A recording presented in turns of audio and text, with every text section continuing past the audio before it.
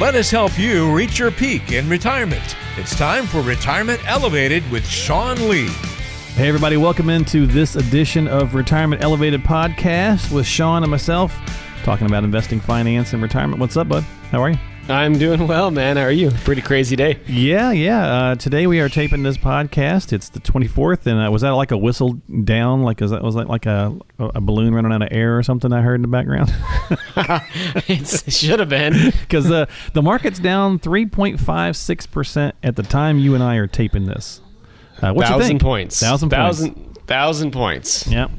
So what's your thoughts? What do you, should we be panicking? Should we be freaking out? I mean, right now there's a lot of factors behind it. The biggest one's the coronavirus. It's been in the news, been in the media, and now that there's a significant rise in cases outside of China, you're starting to see investors become more and more spooked. Is there going to be a fallout? Economically, there's potential fallout, but sure, it's a lot of fear that kind of built over the weekend, and then you see China's markets and the Asian markets topple a little bit. Right. Our domestic markets just followed suit. Okay. Today. Well, that's what we're going to talk about, because we know people sometimes tend to overreact, so we thought we would do our part to share a little information and chat about this on this episode. And my thought on this is a couple things. So let's talk about it from the coronavirus sort of aspect. First of all, if we're talking about an illness here, I mean, right now, this thing is, yes, it's kind of scary sounding and everything, but the regular flu kills more people. Yeah, the flu kills, 30,000 people a year? Yeah, in the U.S., by the way. Yeah, and it hospitalizes over 200,000. Right. And that's every single year. Right. And they're what are they estimating? Maybe 10,000 people may die to the coronavirus in China. Yeah, there's a bunch of models out there that are predicting that, and the biggest fear is that this becomes a pandemic and it passes worldwide. And that's probably the scare, right, with Italy and South Korea, yeah. Yeah, and Iran and areas it's worrisome. But, right now, as it sits, the coronavirus is killing about 2% of people that it infects. They think that those numbers will probably go down based on mild cases and becoming diagnosed and things like that. So it's not as big of a crushing blow as we may see. Right. I was thinking about this, like SARS, for example. If we want to use that as a kind of a like model coming out of China, 2003, I think. They also did not allow some of the social media, and some of the media points were not. It was being talked about, but I don't think a lot of information was coming out as much as it is now. I think that also adds to the fire too. People are kind of panicking because now we're getting by the second, social media things and all sorts of stuff. And so I don't know. If the regular flu, Sean, kills 30,000 people a year, and they're saying maybe 10 or 15,000 off of this, does that warrant selling everything off and running to cash? Does that make sense? No, absolutely not. When you look at planning, there's two ways to look at this. Okay. One, how is my plan going to be affected by a short-term runoff? Was I fully invested in the stock market where I took a big 3.5% hit? A lot of that fear and panic comes from a little bit of the unknown. Right. Sure. So follow your plan. Make sure that you have a plan built that has the proper strategies in place to allow you to accomplish the things that you want.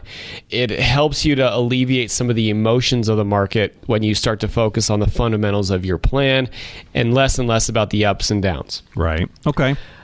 So that's kind of the first one. Have some clarity in your plan and what's going to happen. The second one is markets correct, markets rise, markets fall. We saw that just recently, trade concerns caused the market to correct a little bit. We saw fears from the coronavirus push us to a 600-point correction. Well, the recovery and the fundamentals of our economics had that recover within 3 days. Right. So when we start to look at this, and when people become fearful and people become emotional without clarity, you start to make financial decisions that could potentially impact you for the worse, which, selling out of your holdings. And when somebody sells out, there's also always somebody on the other end to buy. And when the masses are selling, that's true. the institutional people are going in and buying, and that's what our teams are doing. It can be a good time for that. So if we're kind of keeping this with some data and some information we got here, Sean, just to kind of share with people, if you're looking at this like something like Ebola or SARS or something like that, Ebola caused the S&P to fall about 7%, but it also rebounded pretty fast, and that's kind of what you're alluding to, right? I mean, I think once the fear kind of sets over, or containment versus pandemic, I think that's when we see markets rebound. Right. There's a lot of quarantines going on right now, and, sure. and businesses are being shut down or closed down for at least the short term. You and I were just talking about that. They didn't work for 2 weeks. That's part of it. Yeah. So production is slow right now. But what happens is people have to remember that coronavirus isn't nearly as deadly as Ebola. Right. No. And we're going to see that as the story continues to develop and as fear starts to build, it creates a pretty unique buying opportunity to continue to move allocations around and go after some of the, I hate to say this, but some of the fear of the retail investors that are going out and they're panicking and they're selling. Mm-hmm. That's fine. Okay. Right. Our institutional teams are on the back end, and they'll gladly take those shares off people's hands at a discount. So we're just going to go out and we're going to take advantage, and we're going to take opportunity when it comes. Well, I think it's interesting, and as you mentioned, you and I were talking about this. A lot of the Chinese, basically a lot of the workers, which about 80% of products come from China. I don't know what the exact number is, but it's a lot, right? And they didn't work for 2 weeks, and it was coming off the end. And they're back to work now. And if anything is cyclical, I think that could, market kind of reacts, but that could also be a little bit for the fact that just production's been down for a couple of weeks. I just saw a story where it said toy production is expected to be down for the holiday season in 2020 based on this, because they do a lot of toy production in February, March, and April. So, I mean, they're kind of future casting all the way to Christmas and saying just due to slow production, that could be part of the problem. So I think it could be an ongoing story, but I don't think it's one that it shouldn't derail anything, at least in my opinion. I don't know. What do you think? Pandemics don't derail $20 trillion economies. Okay, you go.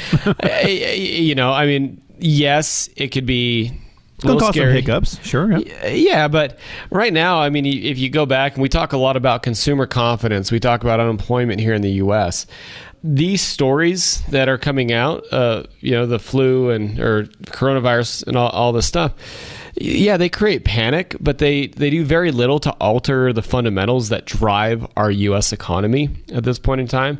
It's an emotional reaction. Yeah. And so if we focus on the fundamentals and we know what our plan looks like, we can continue to go in a positive manner regardless of what's happening emotionally out around us. Yeah, I saw a little thing just come up, and it said could be experiencing the single biggest drop in 100 years or something like that.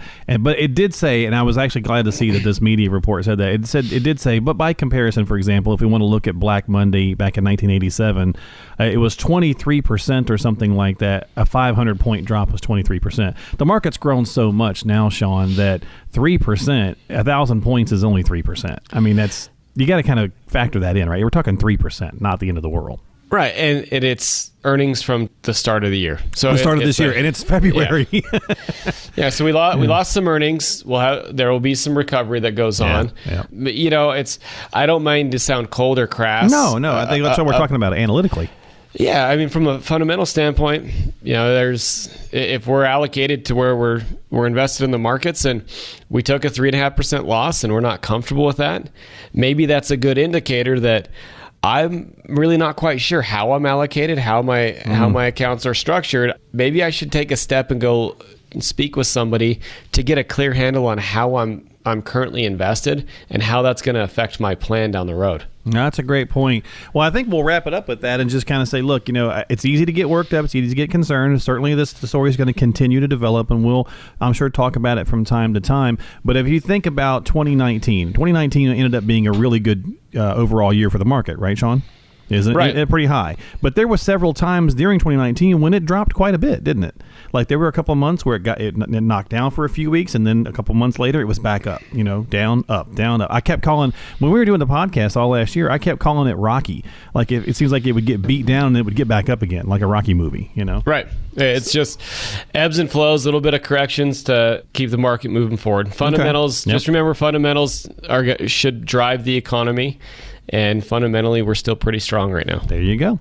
All right, folks. So look, if you do have some concerns and you want to have a chat, if you're already working with Sean and the team, give him a call at 800-599-9895. It's 800-599-9895. If maybe you have gotten this through a newsletter or an email or something like that, or you subscribe to the podcast at the website, and you got some questions about your situation not working with the team yet, still give them a call.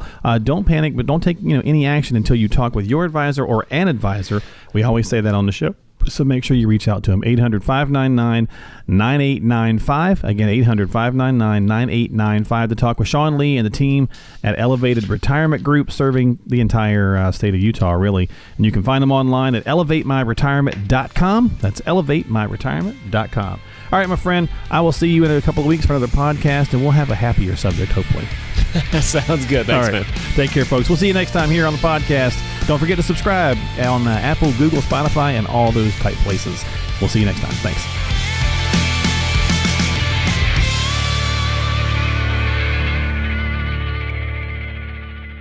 Investment advisory services offered through Elevated Capital Advisors, LLC, and SEC registered.